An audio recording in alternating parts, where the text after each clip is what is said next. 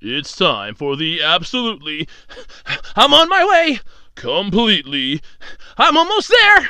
Random... Why are there so many stairs? Podcast. Oh, jeez! With Andrew Rhodes.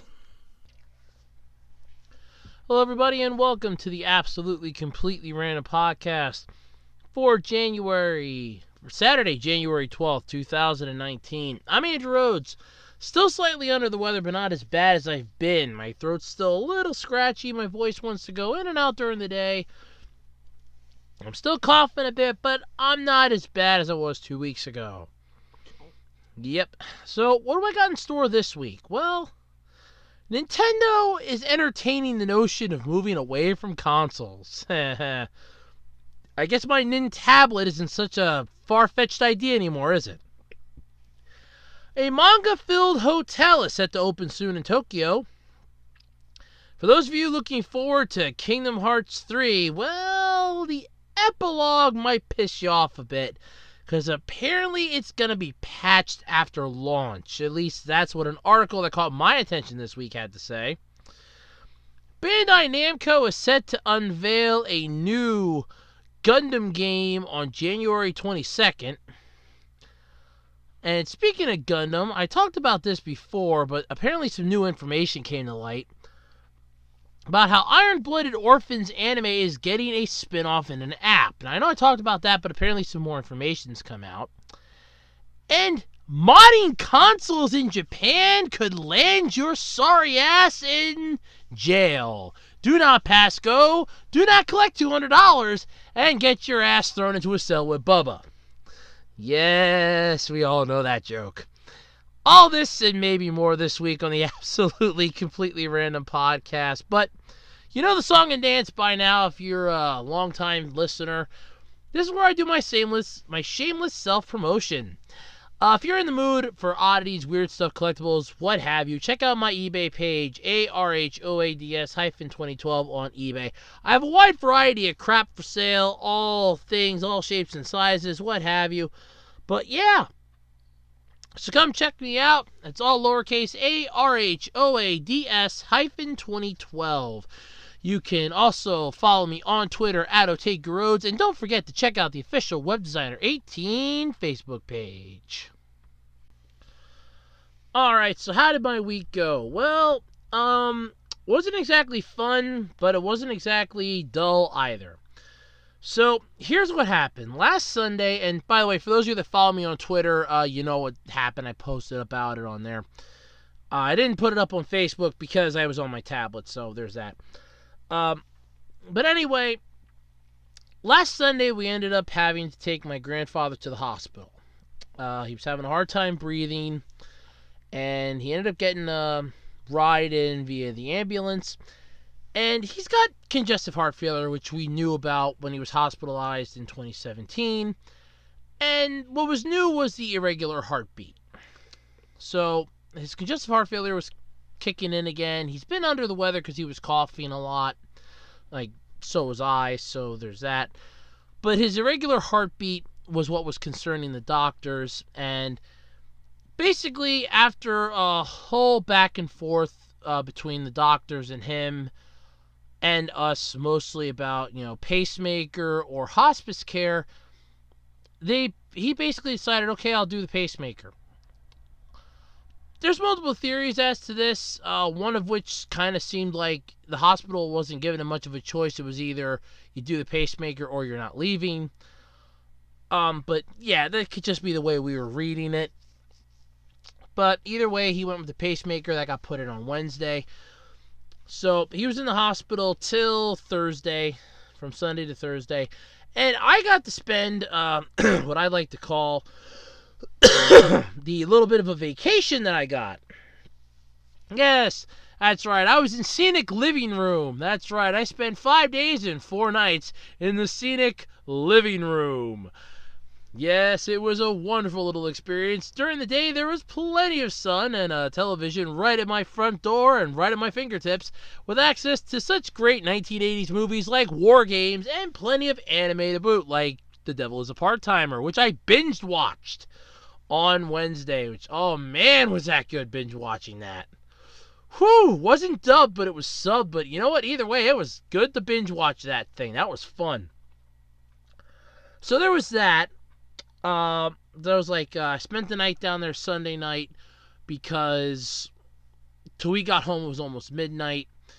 Let's see, then Monday night, Tuesday night, and Wednesday night I was down there. So it's 4 nights, 5 days and 4 nights in Scenic Living Room, which was where I was. So, yeah. But either way, he's home now. My grandfather's home. He's doing better. It's going to take a little bit of time. He's thinking he's made the wrong decision, but it was his decision, not ours. So there is that. I mean, we're going to have family drama over it for the next, I'm going to say almost 10 years, but, it was his decision ultimately in the end. He could have said no. He could have left against medical advice. He went with it. Like I said, I'm kind of reading it the way it kind of seemed like to me, is that the hospital wasn't giving him much of a choice, but like I said, that could just be me. But either way, that was my entire week. I also spent most of it trying to get rid of my damn cold, which was not easy to do, and I still have it. I think it's mostly just stuffiness at this point, but I still have it. Let's see, went to work, because I only had to work 1 day this past week. I only had to work 1 day this coming week, so yeah, there was that, so yeah, that was fun. But either way, it's been an interesting week, to say the least.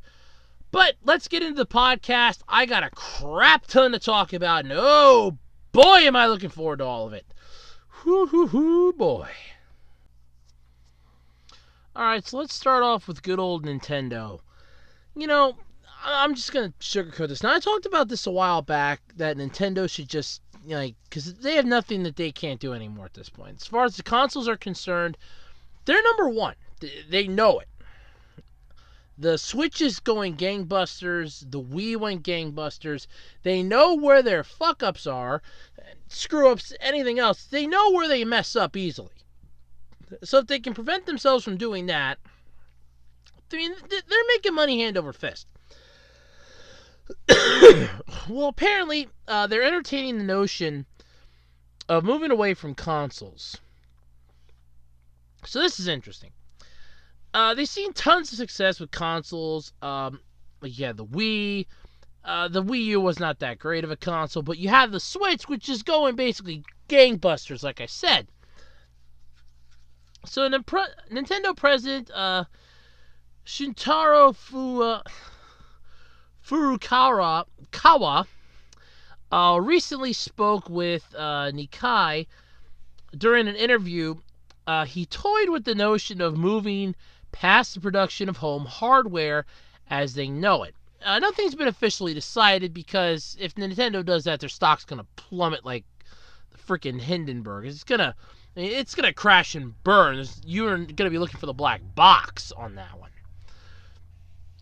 But apparently they were quoted as saying, Furukawa was quoted as saying, "We aren't really fixated on consoles. At the moment, we're offering the uniquely developed Nintendo Switch and its software. And that's what we're basing how we deliver the Nintendo experience on." So I'm just going to go back and hearken a few podcasts ago. Like I said, I thought of that really stupid idea that Nintendo should come up with called the Nintablet. Because you figure tablets and smartphones are the wave of the future. You can just download and buy the games on that. Digital is sort of becoming the new, coup de grace. And with a lot of emulators currently happening and technology becoming as advanced as it is, it's really not that difficult for people to make, the games that you originally were playing on your old school consoles available on an emulator for smartphones and tablets. It's not that difficult. So for this, I don't see why Nintendo doesn't want to try jumping on this bandwagon. Just go for a tablet. I mean, it's a logical thing. I mean, nobody's going to come to the point. It's going to come to the point where nobody's going to have home consoles anymore. We're just literally going to be using, your phones or a tablet or a computer for a majority of your gaming. You can just download everything online.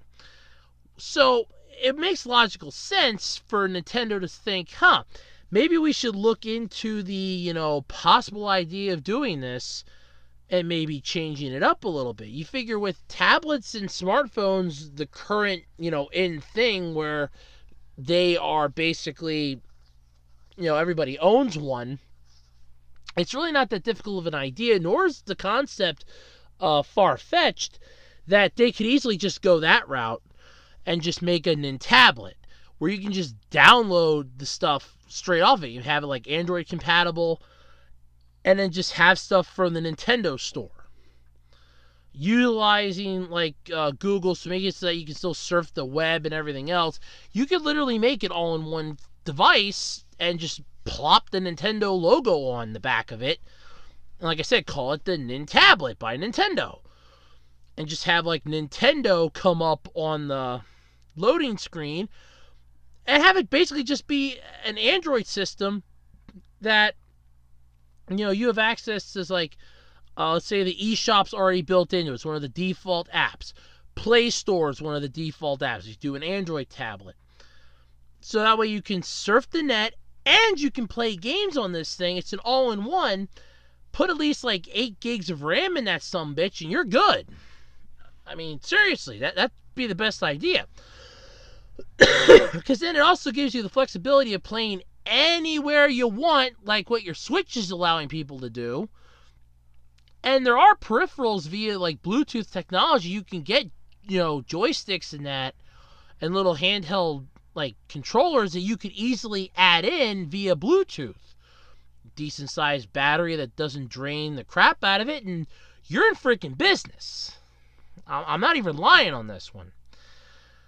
So, Furukawa, though, went on to weave the company's history, saying it's been over 30 years since we started developing consoles. Nintendo's history goes back farther than that, though, and through all the struggles that they faced, the only thing that they thought about was what to make next. In the long term, perhaps focus as a business could shift away from home consoles.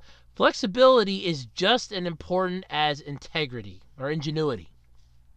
And like I said, honestly, they could go tablets and smartphones, and they will make a crap ton. I mean, you just call it like the Nintablet Small, the Nintablet Large. Hell, I'd buy one.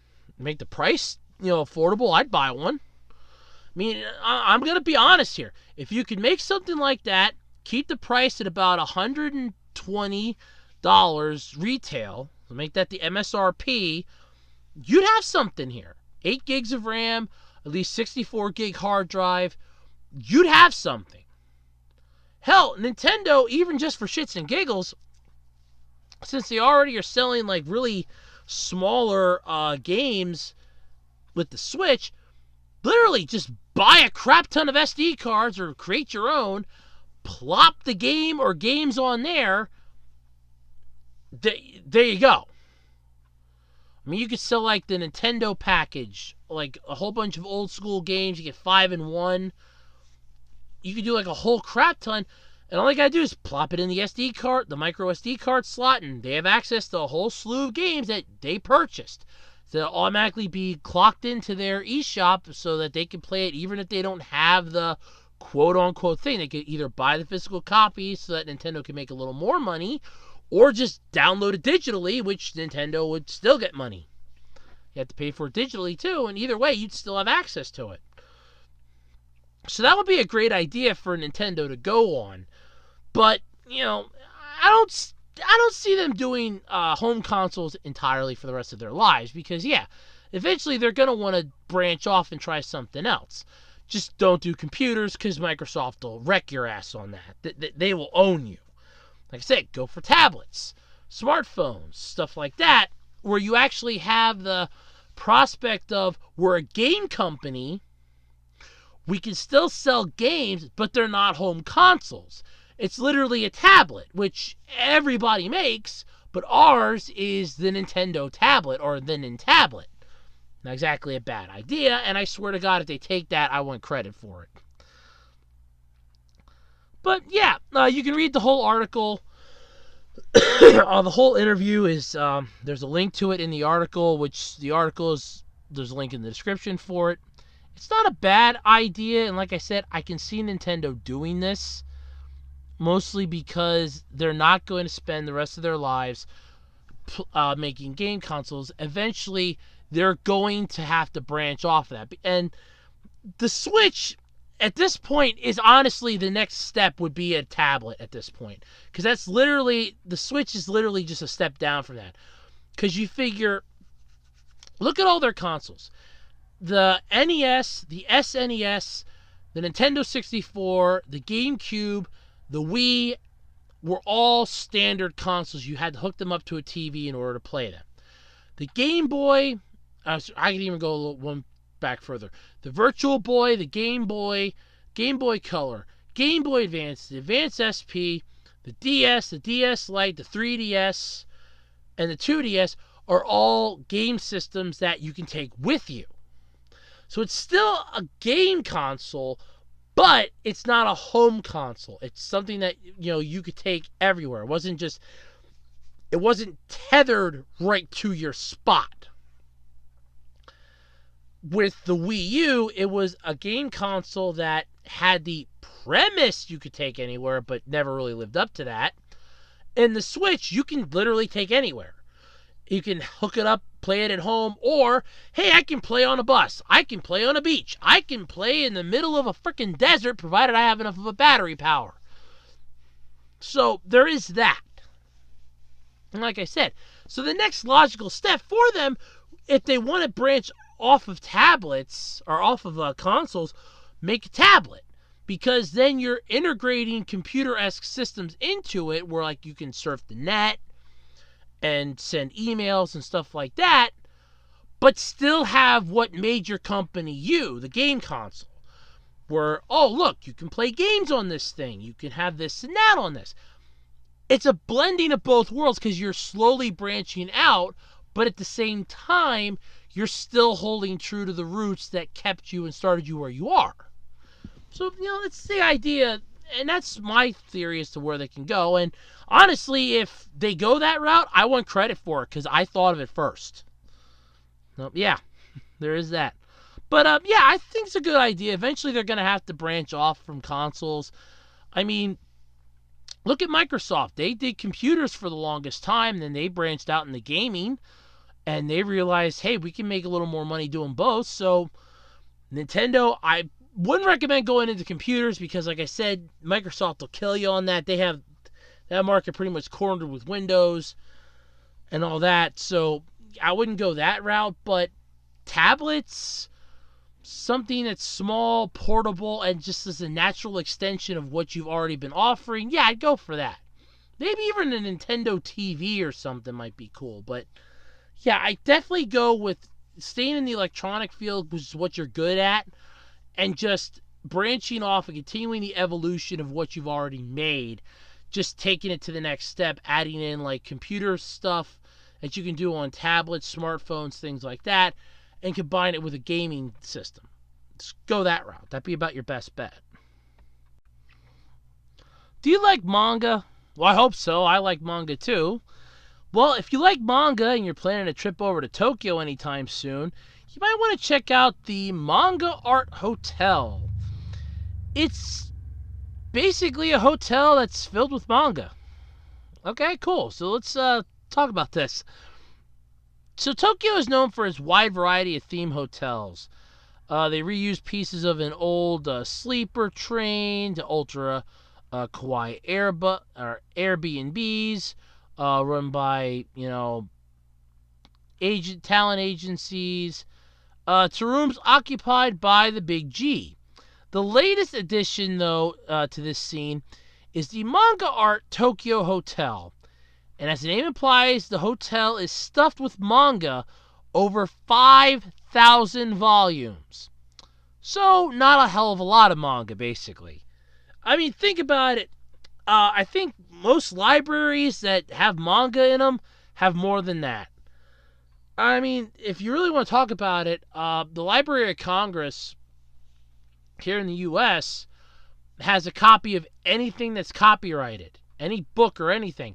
So I guarantee you that their manga collection is much more vast than yours. That's saying something. Let's see here. The section is curated by hotel manager and puts a particular emphasis on art. Like a volume you read at the hotel, well, you can purchase it on the site. Oh, so it's just an overglorified bookstore that actually allows you to sleep there. Well, it's like a dream come true almost. It's unclear, though, how many of the hotel's 5,000 volumes will be in English. I guess it would be 0. But the hotel does have an English language website, so obstinately, at least a few volumes will be available. I doubt it, but you never know. So here's the official description of this hotel. This isn't something done in passing, a side hobby in one's free time, or something done to kill time. Instead, it's an overnight manga experience planned internationally for the sole purpose of soaking in the world of manga. Even if you have chores to do, you reach for a book after book, absorbed in reading. This comfortable feeling of defeat for manga. Probably everybody has felt this before, and you can find it here. You're in trouble if you discover a good series. Be drawn into the wonderful world of manga. Now let's lose ourselves to the irresistible power of manga tonight. Why does that sound like a crappy YouTube video series that talks about new manga series that come out? Manga tonight! I probably just gave somebody an idea now for a new series. That's great. The hotel is going to be located in the Jimbocho, a section of the city famous for its huge number of used bookstores, and it will begin taking reservations at the end of January. So it's basically just an overglorified bookstore. There is a small diagram of what I'm assuming is one of the rooms in the article.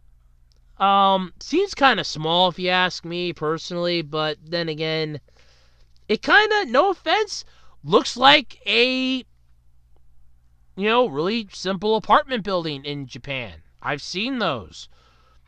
They're not all that cracked up to be, but hey, it's not that bad either.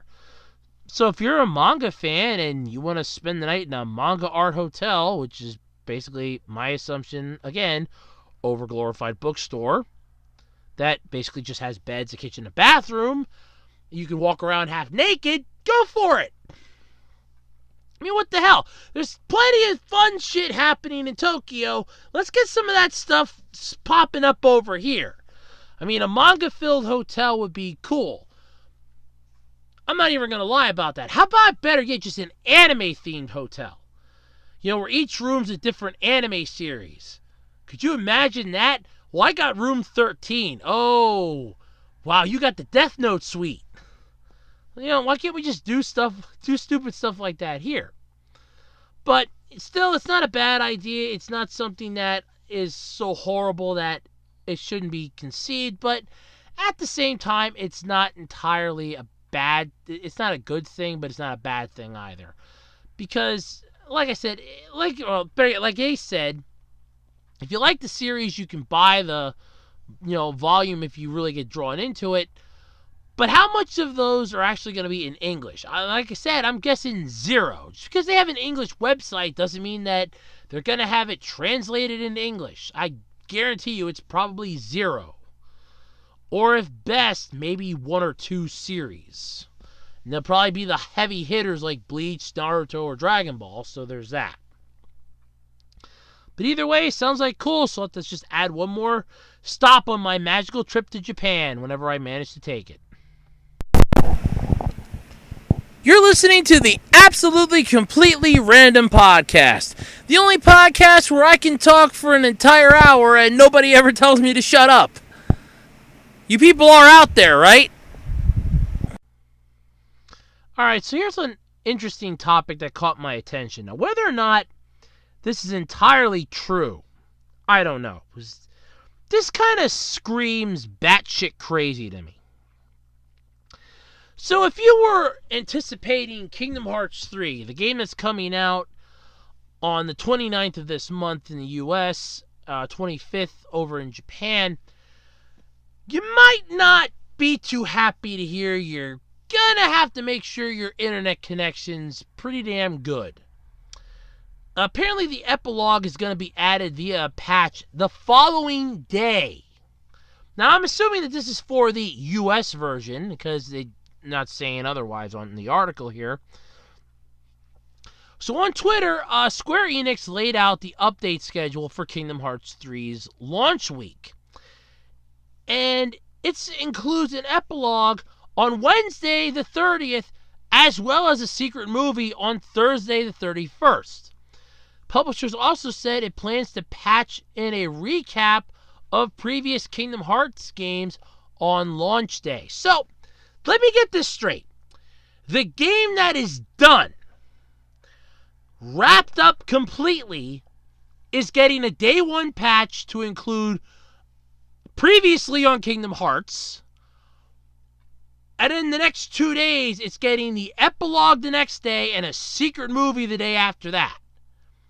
For a game that's done, that you yourselves have said is done. We finished the game, yet it's getting patches. You're already announcing patches. The game hasn't even hit the street yet, and you're already announcing patches. Excuse me for a moment, because I think we missed the boat somewhere. Don't you actually have to have the game out on the street before you realize, oh shit, we need to patch this?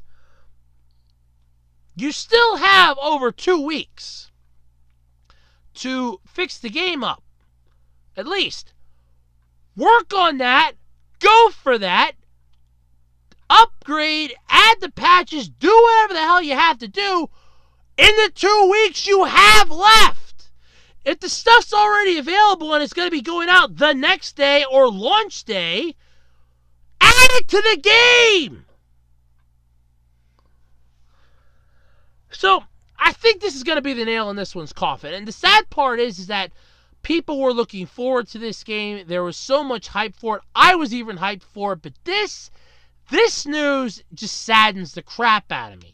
Because now it's basically, well, we have no confidence in this game getting sold quickly enough, so we have to entice everybody by, here's the secret epilogue, here's, secret movie, and oh, yeah, by the way, you're getting a previously on Kingdom Hearts launch day 1 patch. The game isn't even out yet, and it's a day 1 patch already. Just sad. Kingdom Hearts 3's free game update release schedule is as follows. So on Tuesday, January 29th, update 1.01, several data fixes. Memory archive videos. The memory archive option will be added to the game's title menu and can be viewed at any time. The memory archive is a digest of the Kingdom Hearts story in the series up to this point. Wednesday, January 30th, epilogue video. Players will need to have completed Kingdom Hearts 3 and seen the ending to view this video. First off, now I know that there are some hardcore gamers out there, but who in the holy hell is going to beat the game in 1 day? So, first off, I don't see anybody beating this game in 1 day. And if they do, then your game's not that good to begin with. They're able to beat it in 1 day. Bad. Thursday's update. Secret video. Players will need to have completed Kingdom Hearts 3 and seen the ending, as well as fulfilled certain criteria during play to view this video. So again, you don't know what the criteria is, and I doubt anybody's beating this day 1. Hell, even the Let's Players are not going to beat this thing day 1. If they beat this thing in 3 hours, I could hear Angry Joe doing a massive review on this, ripping Square Enix a new asshole, and Disney will never live this down. So, here we go. Apparently, I spoke a little too soon. I guess they're going to tell you the criteria. It just says, the criteria vary depending on the difficulty level selected. The epilogue and secret movie are video content that will enhance players' enjoyment of the world of Kingdom Hearts. These pieces of downloadable content are additional elements for Kingdom Hearts 3. The main game allows players to proceed to and view the ending without the need for an internet connection. So, what have we learned from all this? If you want to get the day one patch, you need internet connection. If you want to get the secret movie, you need internet connection. If you want to get the epilogue, which is coming out the next day, you need internet connection. So basically, despite what them saying, you need internet connection to play this. Wow! Way to go, Square Enix! You managed to do the impossible and screwed the pooch. Never thought I'd live to see the day. But this is going to be a bummer, though, for people who don't have a good internet connection and finish Kingdom Hearts 3, only to find that they don't understand the story. Which is fine, because nobody's going to understand it that don't see the secret movie. Otherwise, you can just watch it online and still don't understand it.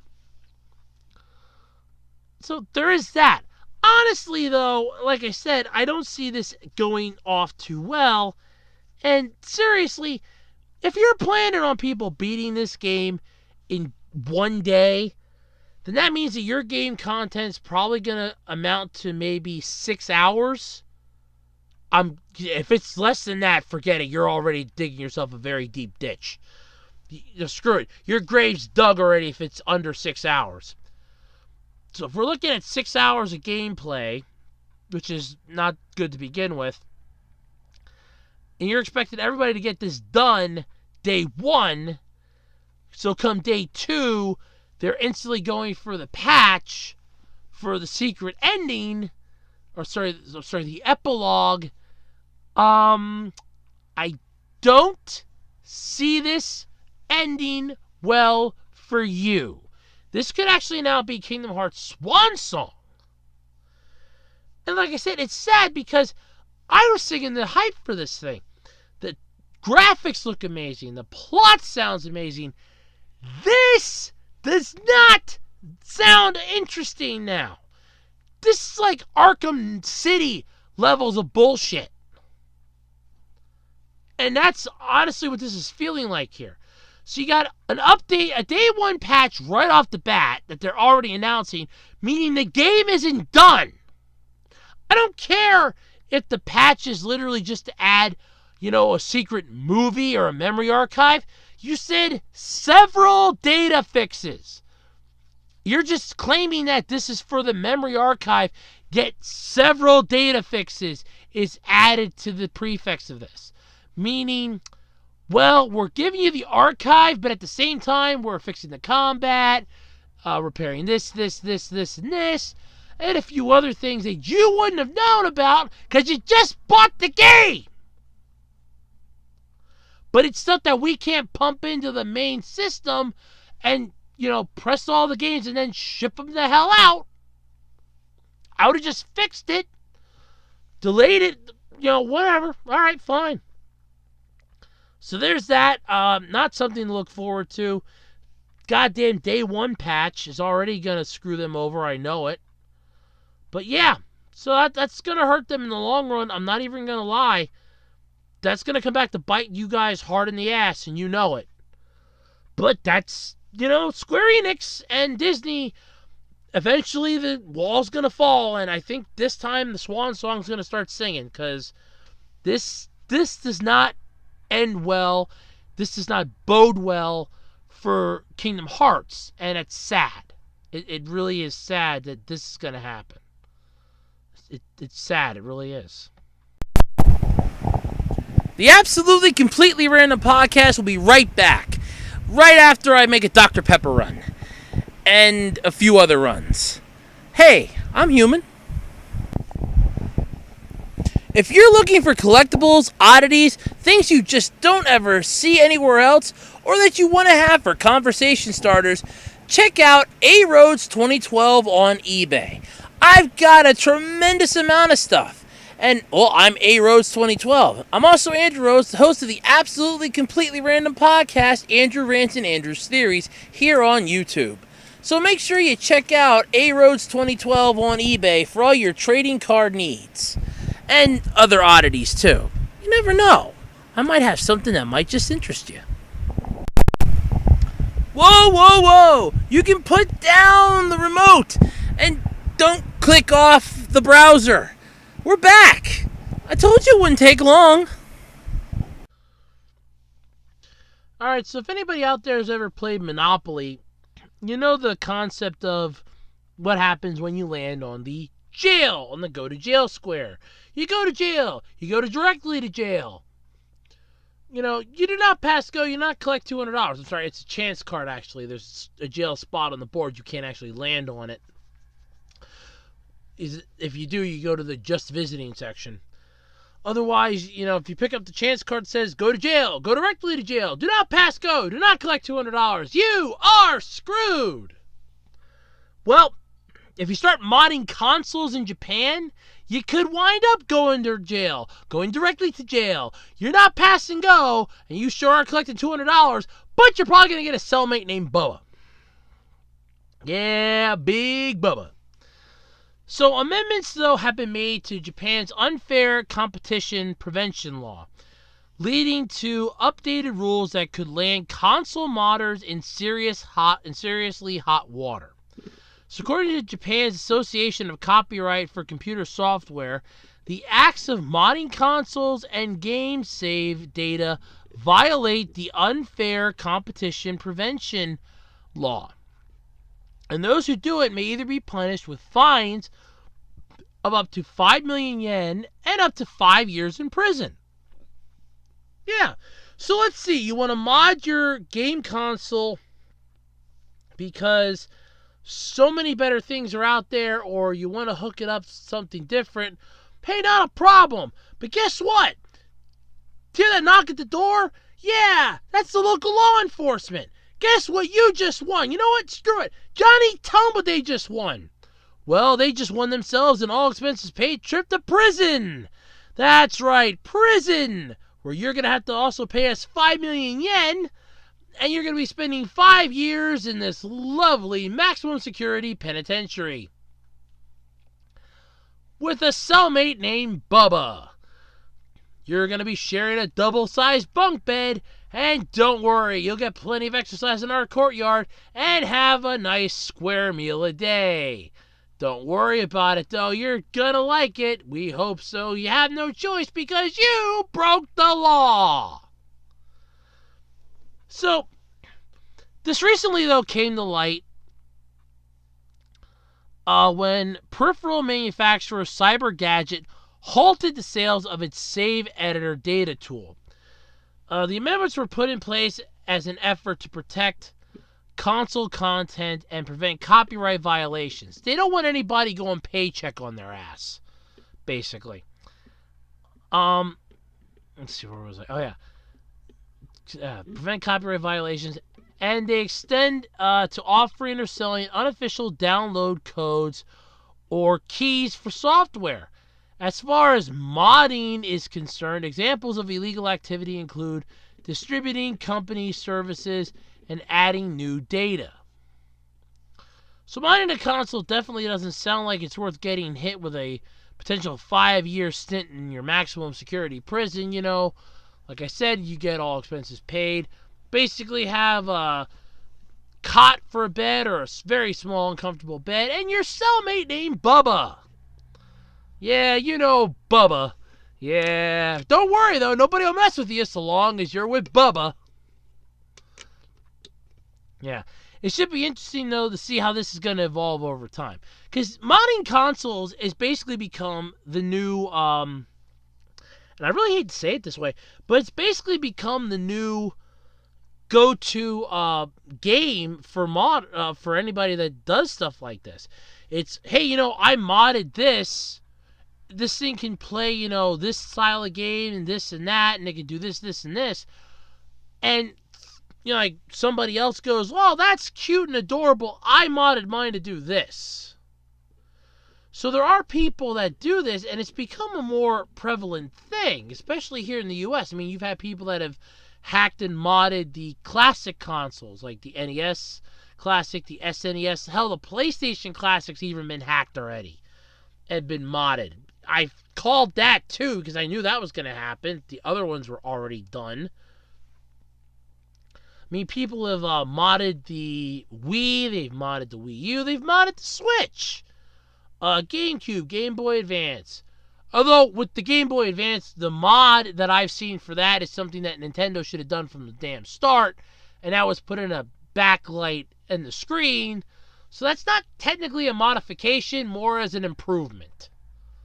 I'm just going to come right out and say that. That's more of an improvement than a modification, because it's something that should have been done to it originally. But yeah, so you get to run the risk now of getting your ass thrown in jail if you decide to, hey, I want to mod this game console. Well, you better not, or you're going to wind up in jail. That'd be a really great song to sing going down, on your bus ride to the prison. Got screwed over, modded a game console and I landed in jail. I got screwed. Yes, I got screwed. I mean, I don't think it's worth a 5-year prison stint myself. Fine the crap out of them, sue the crap out of them. Throwing them in prison seems like a bit of excess overkill. Because like I said, this basically modding consoles is the new stupid thing people are doing. This is literally we want to be popular, and at the same time, we want to show what we can do because, people are curious. They're always going to improve everything around them, be it modification or hacking. They're always going to find a way to do this. So for them to flat out go, well, we're doing it this way, meh, now you can't do that, it opens up the gate to a lot of problems. So, yeah, you may not see any more modded consoles in Japan. And the sad part is that I'm wondering how many other countries are liable to adopt this same idea and go, hey, that's not a bad idea. Let's, do the same thing here. Bye-bye modding, or it's just going to become an underground thing, which is what it is now, but more underground than it is. This is an underground thing, but it exists. Because you see people putting up YouTube videos, how to mod your PlayStation Classic, how to mod your PlayStation, your PS1, your PS2, your PS3. I like the one that showed how to mod a PS4, but it was mostly just to fix the errors and problems that it already had, like the overheating, the blue light of death, stuff like that. With modding other consoles, it's interesting to see how they're doing it, mostly because you want to know why they're doing it that way, and they kind of tell you in the video. So it kind of sucks that this is now becoming the issue that, well, we're just going to prevent it from, doing this and that, but no big deal, I guess, basically. So, I don't know. It doesn't rub me the right way. I'm not exactly fond of the idea. I think it's kind of stupid, but it definitely doesn't deserve a 5-year stint in prison. That's for damn sure. I agree on that wholeheartedly. This should not land you in jail for 5 years. The Absolutely Completely Random podcast is brought to you by electricity. Because without it, I wouldn't be able to record anything on my laptop because my battery requires it in order to run and it needs electricity to recharge. Yeah, I know. But I can't get a water wheel in my room. Alright, time to talk about Gundam and Bandai. What do these two things have in common? Well, a lot actually, because Bandai actually owned the Gundam name for the longest time, and Sunrise has it now, but still, what do these things have in common? A lot. So remember, I want to say a little ways back, I talked about the Gundam series Iron-Blooded Orphans anime getting its own spin-off and an app. It's going to be like a game app and everything else. And truthfully, I'm not exactly upset by that. I think it's great because there are no real decent Gundam apps out there. In fact, I don't think there's any.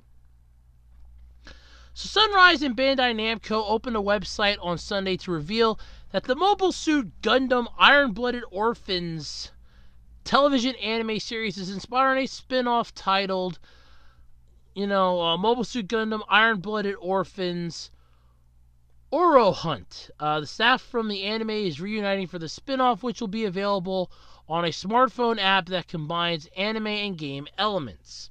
I know I talked about this a while back, and there is a trailer, I'm assuming, for this. I don't really want to watch the trailer via the video. We all know how well trailers go in my articles. Freaking live action One Piece bullshit commercial. That was not pleasant. The spin-off story, though, is set to take place in the year PD 323, the same year as the television anime story.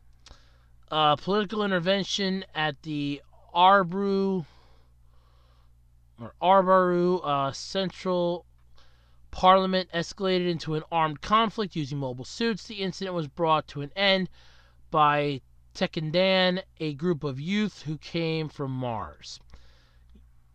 Basically, it's going to be telling the word of Tekkendan's exploits reached, the ears of Wisterio Ephraim, a boy born and raised on the, you can just read it in the thing, but basically, so I don't want to mispronounce anything else. I haven't seen that much of Iron-Blooded Orphans.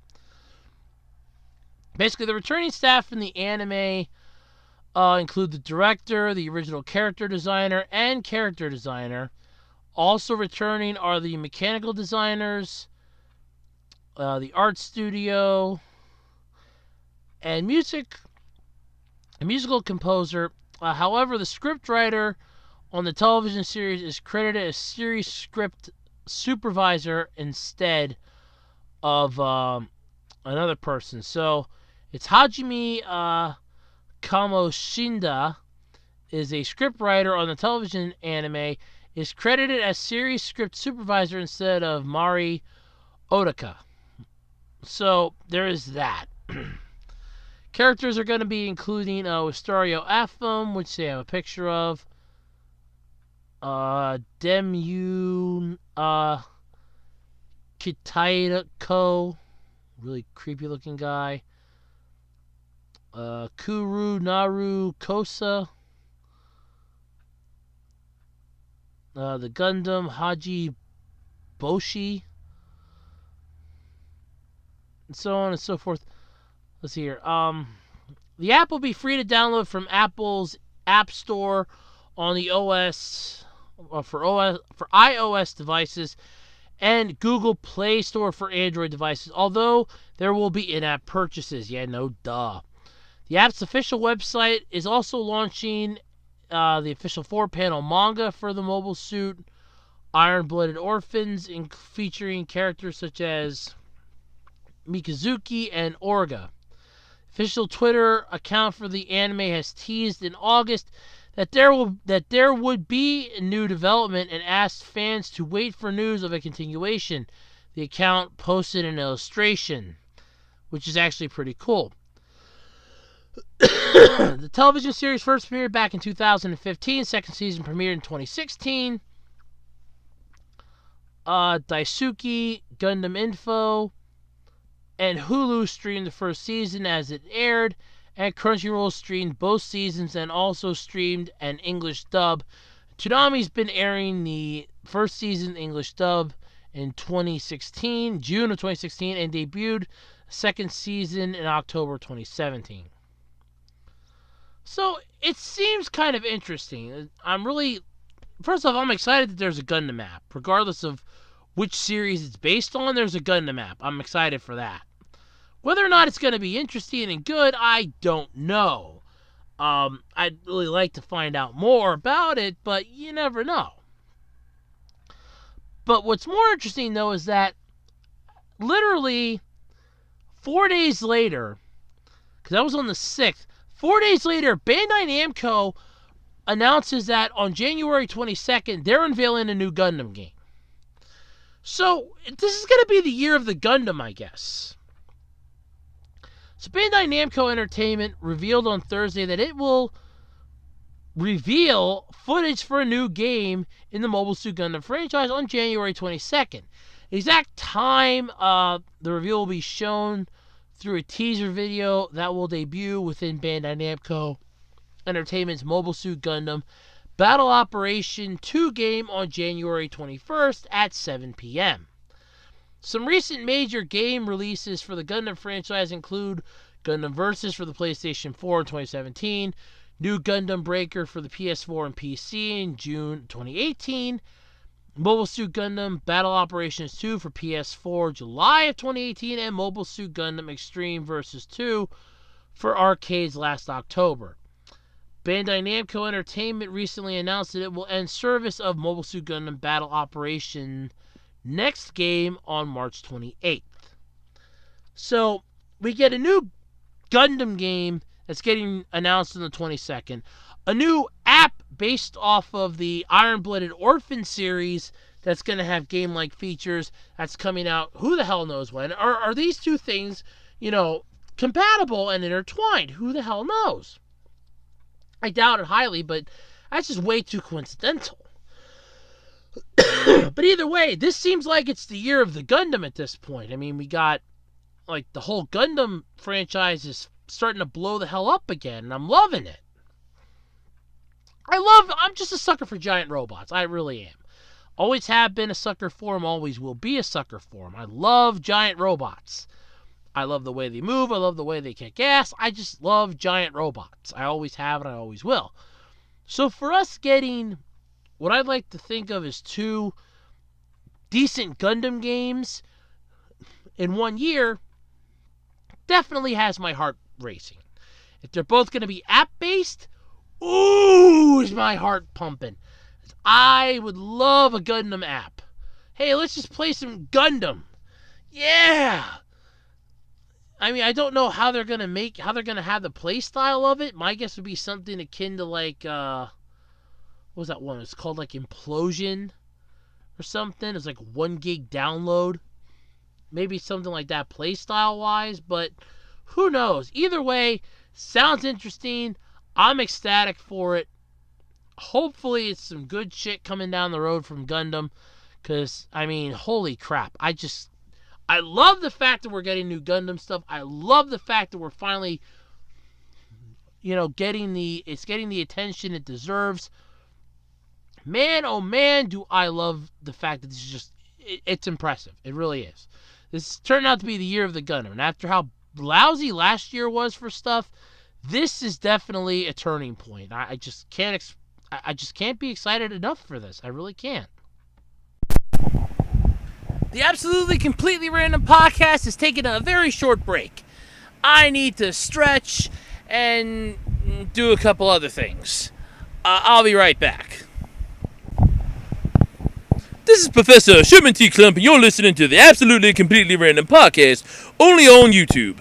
Now, if you excuse me, I gotta get back to the kitchen and get back to my sandwich. It's a very special sandwich. Whoa, whoa, whoa! You can put down the remote and don't click off the browser. We're back. I told you it wouldn't take long. Alrighty, everybody, that's going to do it then this week for the Absolutely Completely Random podcast. Like I said, it's been one of those weeks. It really has. I did have some topics, and I talked about them. I'm out of topics. Kind of sucks, but yeah, that's the way it is. But anyway, that just means I can go get a little bit more sleep, I guess. I mean, it's supposed to be calling for snow, and from the looks of it outside my window, I think it started snowing. Looks like there's snow out on the ground already, so yay, snow!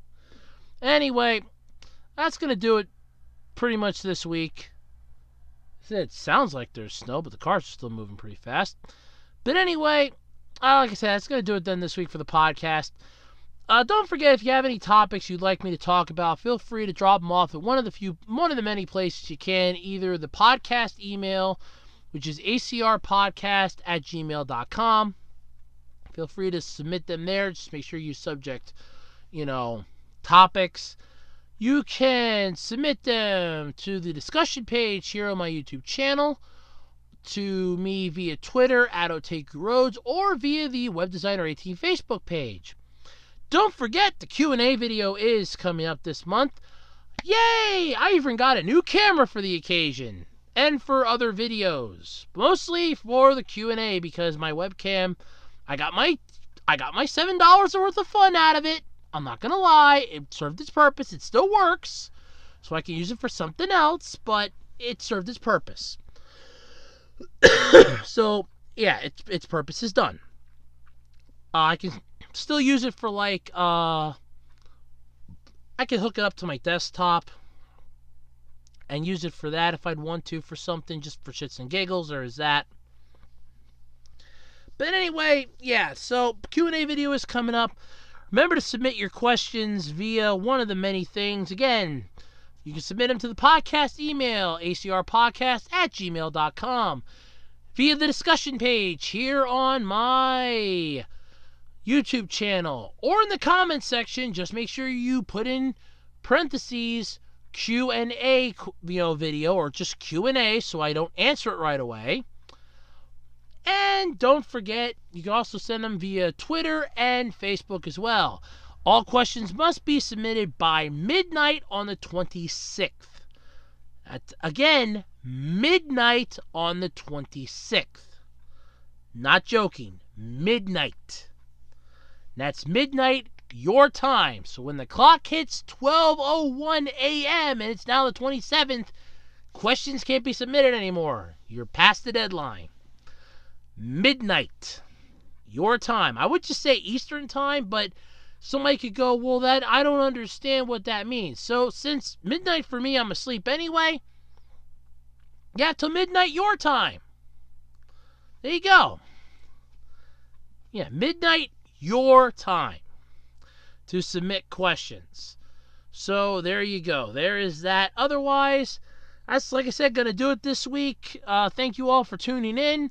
Thank you to my 2 new subscribers that YouTube was so generous to tell me I've got this week. Don't forget, hit that like button, hit the thumbs up if you liked the video, thumbs down if you didn't like it. Don't forget to subscribe if you haven't. If you just found me by accident, I do a lot of fun stuff. And hit the bell icon so you're notified when the new videos drop. And until next time, I'm Andrew Rhodes, and this is the Absolutely Completely Random Podcast. Thank you all so much for being here, and I will catch yous all later. Bye, everybody.